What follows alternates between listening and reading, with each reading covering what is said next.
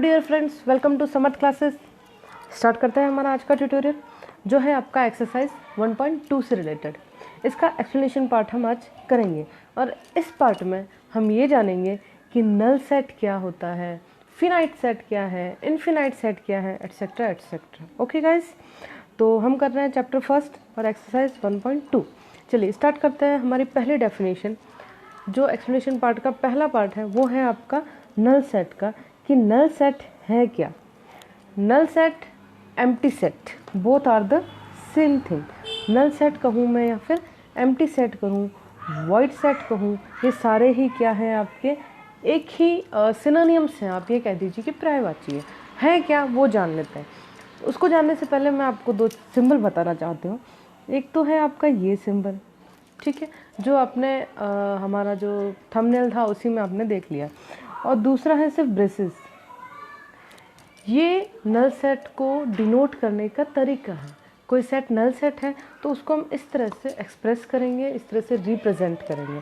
आप चाहे ये सिंबल बना रहे हैं तो भी करेक्ट है, और अगर आपने ये सिंबल बना दिया है तो भी ये करेक्ट है। अब नल सेट है क्या, इस पे आती हूँ मैं, ठीक है। वो चीज़ आपने जैसे सेट बनाया, चलो एग्जांपल के तौर पे बात कर लेते हैं। हमने सेट बनाया कि क्लास 11th के कुछ बच्चों के 11th के बॉयज़ के नाम लिखिए। तो आपने सेट बना लिया, ए का एक सेट बनाया और इसमें आपने बॉयज़ के नाम लिख लिए। अब मैं अगर आपसे ये कहूँ कि उन बच्चों के नाम लिखिए जो क्लास 10th और 11th दोनों में पढ़ता है, तो क्या आप सेट बना पाएंगे? क्या ऐसे बच्चों के सेट बनेंगे जो दोनों में पढ़ता है? ये तो इम्पॉसिबल है। बच्चा या तो 10th में होगा या फिर किस में होगा, 11th में होगा। दोनों क्लासेस में कैसे होगा? तो जब कोई कंडीशन ऐसी है जो हो ही नहीं सकती, जो सेट बन ही नहीं सकता, इम्पॉसिबल है, तो उस सेट को हम क्या कहते हैं? नल सेट कहते हैं, एम्प्टी सेट कहते हैं, जिसमें हम लोग कुछ भी लिख नहीं पा रहे, हम उसको डिनोट कर नहीं पा रहे, हम उसे समझा नहीं पा रहे कि हम इसमें क्या लिखें। ये सेट बनेगा ही नहीं। अब आप कहेंगे कि मैम हम ये भी तो लिख सकते थे कि सेट बनेगा ही नहीं, जैसा आपने पिछली बार बताया था लास्ट वीडियो में कि फिल्म स्टार्स के सेट नहीं बन सकते। देखो, उसमें और इसमें फ़र्क है। फिल्म स्टार्स, जो फेवरेट फिल्म स्टार या फेवरेट क्रिकेटर्स हैं, उनमें सबकी चॉइसेस अलग अलग होती हैं। ऐसा नहीं है कि कुछ होता ही नहीं है, इम्पॉसिबल वाली बात तो होती नहीं। चॉइसेस अलग अलग होती है तो वो सेट बन ही नहीं सकता। लेकिन यहाँ क्या है, यहाँ ये कंडीशन है कि चॉइसेस का तो सवाल ही नहीं उठता, क्योंकि ये तो इम्पॉसिबल वाली बात है कि क्या हो, बच्चा 10th में भी पढ़े और बच्चा 11th में भी पढ़े। तो कुछ इस तरह की कंडीशंस जब आ जाती है हमारे पास, तो उस तरह के सेट को हम क्या कहते हैं? एम्प्टी सेट कहते हैं। अ set which doesn't contain any element, एक सेट जिसमें कोई भी एलिमेंट कंटेन नहीं कर सकते, वो सेट आपका क्या कहलाता है? नल सेट कहलाता है या एम्प्टी सेट कहलाता है, ठीक। एक और एग्जांपल ले लेते हैं हम लोग कि एक सेट है एम्प्टी सेट। क्यों है एम्प्टी? बिकॉज वो कह रहा है कि ऐसा सेट बनाओ जिसमें 1 और 2 के बीच के नेचुरल नंबर लिखो।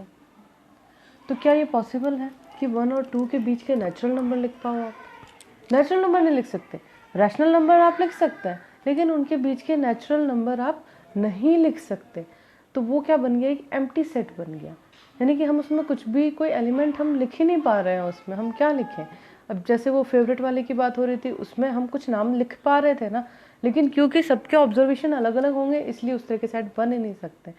यहाँ कंडीशन ऐसी है कि हम कोई एलिमेंट चूज़ ही नहीं कर पा रहे हैं, क्योंकि 1 और 2 के बीच में कोई नेचुरल नंबर है ही नहीं। तो कुछ इस तरह की कंडीशंस जब हमारे पास आ जाती है, या फिर एक और कंडीशन देख लीजिए कि एक ऐसा सेट बनाइए जो क्या हो आपका बिलो 2, यानी कि 2 से छोटे जो हैं आपको वो प्राइम नंबर्स लिखना है। तो क्या ये पॉसिबल है कि 2 से छोटा आप कोई प्राइम नंबर लिखे? क्योंकि 1 को तो हम प्राइम नंबर में कैलकुलेट करते नहीं है। तो अब कौन सा नंबर बचा जो 2 से छोटा है और प्राइम नंबर है? नहीं है। तो इस तरह की कंडीशन अगर आपके पास आ जाएगी तो आप उसे क्या कहेंगे? नल सेट कहेंगे। मेरे हिसाब से आप इस बात को अच्छे से समझ रहे हैं और मैं थोड़ा अच्छे से समझा भी पा रही हूँ आपको।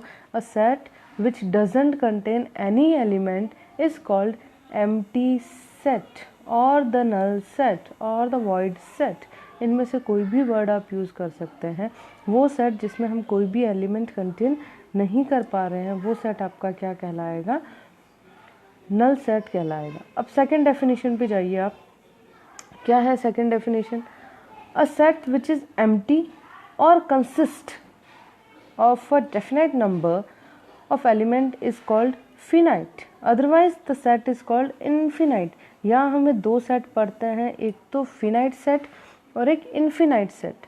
फिनाइट सेट का एग्जांपल दे देते हैं हम पहले। ये हो गया आपका फिनाइट सेट, ये हमने लिख लिया हमने नंबर लिख लिया लेस देन 6। तो लेस देन 6 आपके कौन से नंबर हो गए? 1 2 3 4 5 और 6। ये तो हो गया कौन सा आपका? फिनाइट। मेरे हिसाब से फिनाइट और इन्फिनाइट दोनों के फ़र्क आपको ऑलरेडी पता है। और इन्फिनाइट क्या हो जाएगा? इसी के बजाय अगर मैं एक सेट और बना दूं, और ये सेट तो हम बनाते नहीं है, n, जिसमें क्या होगा?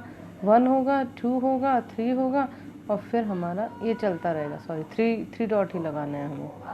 तो ये कौन सा सेट हो जाएगा आपका?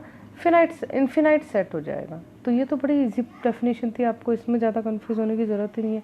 फिनाइट जिसमें पर्टिकुलर एक लिमिट होती है कि हमें यहाँ से यहाँ तक लिखना है, और इन्फिनाइट जो अनंत तक चले, जिसको हम डिफ़ाइन तो कर पाते हैं, लेकिन जो इन्फिनाइट होता है वो अनंत तक चलते रहता है, कंटिन्यू लगातार चलती जा रही है, वो चीज़ फिनिश नहीं हो रही, तो वो आपकी किस में आ गई? इन्फिनाइट में आ गई।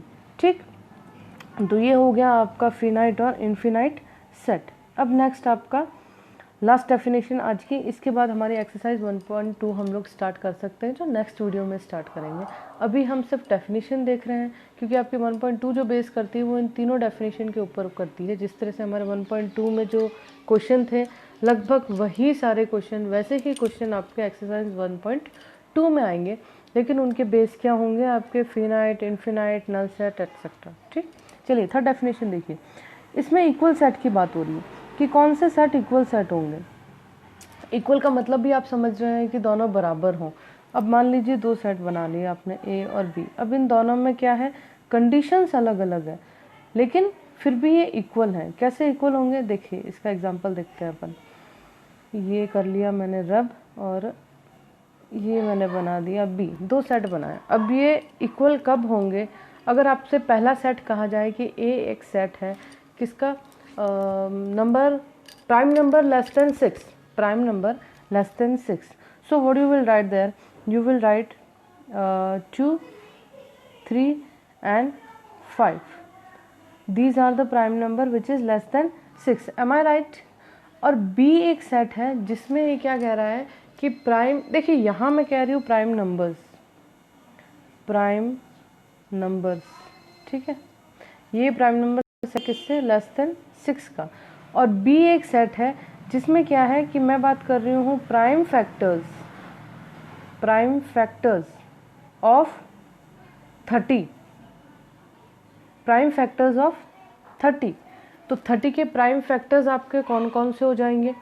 1 हो जाएगा, 2 हो जाएगा, 3 हो जाएगा, 6 हो जाएगा, 5 हो जाएगा। लेकिन क्योंकि मैंने प्राइम फैक्टर्स कह दिया, तो यहाँ पे नंबर वापस कौन से आ जाएंगे? 2, 3 और 5 आ जाएंगे। Am I right? I am right, I know. So ये जो एक सेट थे, लेकिन ये सेट क्या थी? सेट की लैंग्वेज अलग अलग थी, सेट की कंडीशंस अलग अलग थी, लेकिन इन सेट्स के क्या थे? एलिमेंट्स सेम थे। तो क्योंकि इनके एलिमेंट्स सेम थे, तो ये आपके क्या हो गए? इक्वल सेट्स हो गए। तो इनको हम कैसे डिनोट करेंगे? इनको हम ऐसे डिनोट करेंगे कि ये क्या हैं? आपके इक्वल सेट्स हैं। A is equal to B, बस ऐसे ही डिनोट करना है। कोई स्पेशल डेफिनेशन नहीं है इसकी, कोई स्पेशल सिंबल यहाँ यूज़ नहीं हो रहा है कि A इसके इक्वल है कि नहीं है। इन केस अगर इक्वल ना हो तो बड़ा सिंपल सा फंडा है, ये चीज़ें आप कर चुके हैं, नॉट इक्वल टू P, बस यही सिंबल यूज़ करना है कि दो सेट इक्वल है कि नहीं है। अब ये दो सेट इक्वल है कि नहीं है, उसमें आपको ध्यान किस पे देना है? आपको उसमें ध्यान देना है एलिमेंट्स पर, उनके क्या हो? एग्जैक्टली द सेम एलिमेंट्स, सिर्फ एलिमेंट्स पे ध्यान देना है। सेट बनाने का तरीका क्या है, या सेट किसका बन रहा है, क्या बन रहा है, उससे हमें कोई मतलब नहीं है। हमें किस बात का ध्यान रखना है? हमें इस बात का ध्यान रखना है कि उसके एलिमेंट्स क्या हो? सेम हो। जैसे और कोई वर्ड ले लो, ममा, मान लो आपने एक वर्ड ले लिया ममा, ममा, और एक आपने वर्ड ले लिया मामा, ये माँ, ठीक है। अब इन 2 वर्ड में मैं वापस लिख लेती हूँ इन वर्ड्स को और इसी भाषा में आपको समझा दे। एक तो आपने लिखा मम्मा, ठीक है, ये रहा मम्मा, और एक आपने क्या लिख लिया मामा, ठीक है, ये मामा, 2 वर्ड लिख लिया। हालांकि इंग्लिश में इस तरह के वर्ड नहीं आते, लेकिन मैं आपको एग्जांपल के तौर पे समझा रही हूँ। तो आपका ये ए और ये बी, इसमें एलिमेंट्स क्या होंगे? ऑफ कोर्स क्या एलिमेंट्स होंगे? एम और ए होगा, क्योंकि हम 2 टाइम्स तो एलिमेंट्स को लिखते नहीं है, so it doesn't take matter for us. और इसमें भी एलिमेंट्स क्या होंगे आपके? Again m and r, so this both are the equal sets. So a और बी, सॉरी, ये क्या साइन लगा दिया मैंने, ये दोनों साइन क्या है आपके? इक्वल है। सॉरी गाइस, गलती से वो नॉट इक्वल का साइन लग गया। तो ये दोनों सेट क्या है आपके? इक्वल है। मेरे हिसाब से आप इस बात को भी समझ गए हैं कि जब आपके क्या हो, एलिमेंट्स सेम हो, तो आपके सेट्स क्या होंगे? इक्वल होंगे, है ना गाइस। थैंक यू, सुना आपने, और इस छोटी सी मिस्टेक को अवॉइड करते हुए चलेंगे। Okay guys, thank you and have a wonderful time ahead. If you like this video, please like, subscribe and share.